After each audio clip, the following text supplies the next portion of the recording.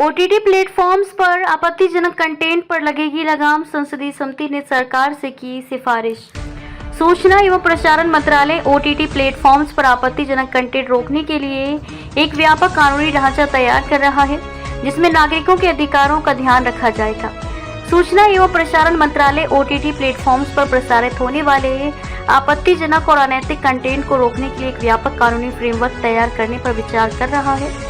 मंत्रालय ने स्पष्ट किया कि इस कानून का उद्देश्य अनुचित सामग्री को रोकना है, लेकिन ऐसा करते समय नागरिकों के अधिकारों और व्यक्तिगत स्वतंत्रता का पूरा ध्यान रखा जाएगा। गृह मामलों की मंत्रालय से जुड़ी स्थायी समिति ने शुक्रवार को संसद में पेश अपनी 259वीं रिपोर्ट में सिफारिश की कि इस नए नियम में मजबूत तकनीक आधारित आयु सत्यापन, प्रभावी पेरेंटल कंट्रोल और उल्लंघन करने पर सख्त जुर्माने के प्रावधान शामिल होने चाहिए।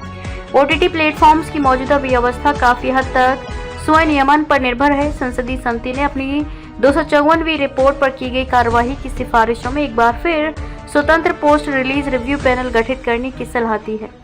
समिति ने सुझाव दिया है कि इस पैनल में बाल विकास, शिक्षा, कानून, सामाजिक विज्ञान और नागरिक समाज के विशेषज्ञों को शामिल किया जाए, जो शिकायत दर्ज कराए गए ओटीटी कंटेंट की समीक्षा कर सके और आवश्यक सुधारात्मक कदम उठा सके।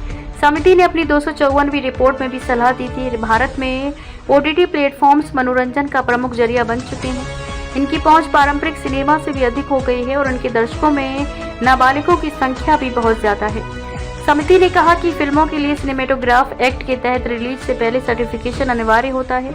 इसके विपरीत ओटीटी प्लेटफॉर्म्स पर कंटेंट आईटी नियम 2021 के तहत सेल्फ क्लासिफिकेशन सिस्टम और रिलीज के बाद की शिकायत निवारण व्यवस्था के आधार पर संचालित होता है।